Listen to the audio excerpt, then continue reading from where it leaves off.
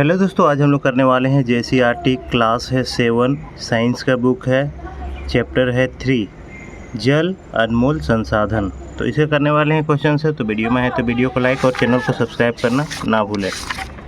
तो देखिएगा दोस्तों, सबसे पहले क्या है कि आपका दिया हुआ है निम्न वाक्यों के समक्ष सही अथवा गलत का चिन्ह लगाइए। तो देखिए क्या बोल रहा है, पहला में भूम जल का स्तर कभी कम नहीं होता है, तो ये गलत है। जल की कमी की समस्या केवल शहरी क्षेत्रों के निवास करते हैं, ऐसा थोड़ी है कि शहर में ही सिर्फ होगा, ये गांव में भी होता है, तो ये गलत है। नदियों का जल खेतों की सिंचाई का एकमात्र स्रोत है। नदियों का जल खेतों का सिंचाई का एकमात्र स्रोत है, ऐसा नहीं है। वर्षा जल भी है, बहुत सारा जल है, आजकल बोरिंग से भी किया जाता है, तो ये भी गलत हो जाएगा। भूम जल हर जगह पीने लायक होता है, नहीं, हर जगह पीने लायक नहीं होता है, बहुत सारा पीने लायक नहीं होता है, गंदा पानी भी आता है। तो रिक्त स्थानों की पूर्ति उचित शब्दों से कीजिए। झारखंड में वर्षा का वितरण असमान है, तो पहला नंबर भरिएगा असमान, कभी होता भी है कभी नहीं भी होता है। दूसरा बोल रहा है जल की 3 अवस्थाएं ठोस, द्रव और गैस है, तीनों भर लीजिएगा। वर्षा जल का संचय रेन वाटर हार्वेस्टिंग कहलाते हैं, ठीक है, कहते हैं रेन वाटर हार्वेस्टिंग, देख लीजिए यहाँ पे हार्वेस्टिंग है। भूमि के अंदर जल की रिसने की प्रक्रिया को अंतःस्पंदन कहते हैं, अंतःस्पंदन भर लीजिएगा, ठीक है। इसके बाद बोल रहा है 5वां में वन की कटाई से भूम जल स्तर में क्या आएगा, गिरावट आएगा, ठीक है। तीसरा में देखिए सही उत्तर पर सही के निशान लगाना है। पौधों को भी जल की आवश्यकताएं होती है, किसके लिए, वाष्पोत्सर्जन के लिए। दूसरा बोल रहा है जल की कमी के लिए उत्तरदायी नहीं है अत्यधिक वर्षा, बारिश होगा तो जल की कमी थोड़ी होगा, जल की अधिकता होगी। तीसरा बोल रहा है निम्नलिखित में से कौन सा ठोस या द्रव की अवस्था में नहीं पाया जाता है, तो जल वाष्प आपको ठोस या द्रव में नहीं पाया जाता है।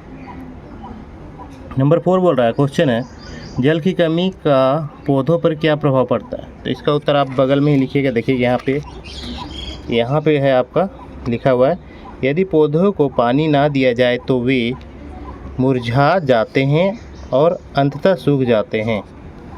तो पहला होगी 4 का हो गया कंप्लीट। 5 का देखिए प्राकृतिक में भूमिगत जल के स्रोत का वर्णन कीजिए। देखिए यहाँ करिएगा, प्राकृतिक में जल के मुख्य स्रोत सागर, नदी, झील, तालाब आदि है। पर जो है हमारा 6 है, दैनिक जीवन में जल का क्या महत्व है, तो इसका आंसर हम लोग यहाँ पे लिखे हैं। देखिए जल पीने, भोजन बनाने, स्नान, कपड़े धोने, सफाई, खेती, पशुपालन तथा उद्योग में आवश्यक है। जल के बिना जीवन संभव नहीं है, ठीक है। अब 7 नंबर का देखिएगा, रेन वाटर हार्वेस्टिंग, वर्षा जल संग्रहण क्या मतलब क्यों आवश्यक है, आंसर आपको मिलेगा यहाँ पे। हमने देखा है कि वर्षा के रूप में जो जल हमें प्राप्त होता है उसमें से अधिकांश ऐसे ही बह जाते हैं। वर्षा जल का उपयोग भूम जल स्तर की पुनः पूर्ति करने के लिए किया जा सकता है, ठीक है, यहाँ पे कंप्लीट होता है। अब यहाँ पे देखिए क्वेश्चन नंबर 8 क्या कह रहा है, जल संरक्षण की विभिन्न विधियों को स्पष्ट कीजिए। तो इसका उत्तर आप लोग लिखिएगा, जल संरक्षण की प्रमुख विधियाँ है। इतना लिखने के बाद आप लोग यहाँ पे लिखिएगा। देखिए 8 का मैंने यहाँ पॉइंट बाई पॉइंट कर दिया। पहला पॉइंट वर्षा जल संचयन, दूसरा ड्रिप एवं स्प्रिंकलर सिंचाई, तीसरा तालाब, कुएँ और झीलों के संरक्षण, चौथा जल को सोच समझकर उपयोग, 5वां पेड़ लगाना तथा वनों की रक्षा करना, और छठा लिखिएगा नलों के रिसाव रोकना, ठीक है। अब नंबर जो हमारा है वो है 9, ड्रिप सिंचाई विधि क्या है, सचित्र वर्णन करिए। उत्तर आपको यहाँ पे मिलेगा।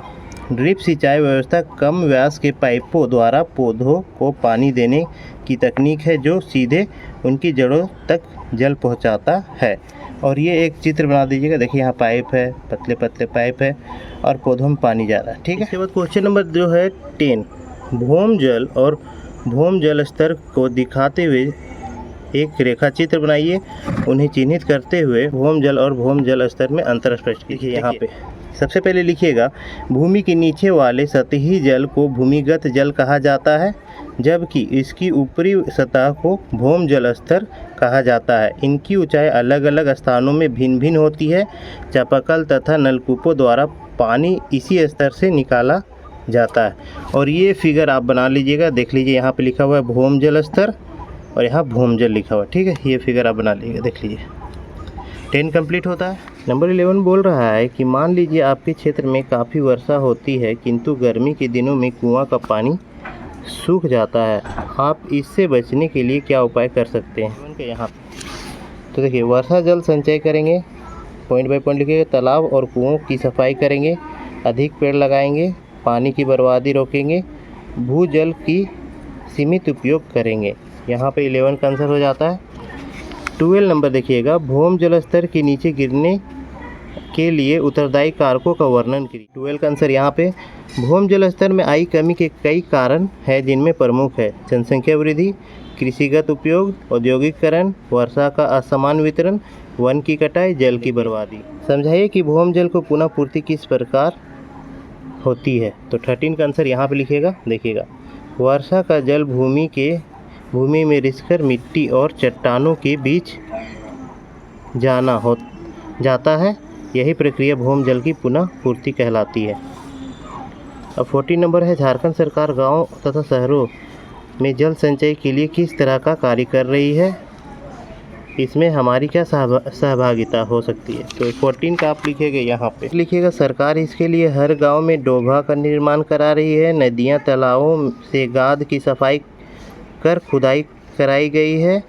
और उसके बाद लिखिएगा, और हम सभी को भी अनजाने में दांतों में मंजन करने, दाढ़ी बनाने, नहाने और कई अन्य क्रियाकलापों के दौरान जल की बर्बादी नहीं करनी चाहिए। नंबर है 15 जो कि आखिरी क्वेश्चन है। पृथ्वी पर 3/4 भाग में जल है, फिर भी पेयजल की समस्या है, इसका कारण बताइए। तो देखिए, इसका कारण क्या है।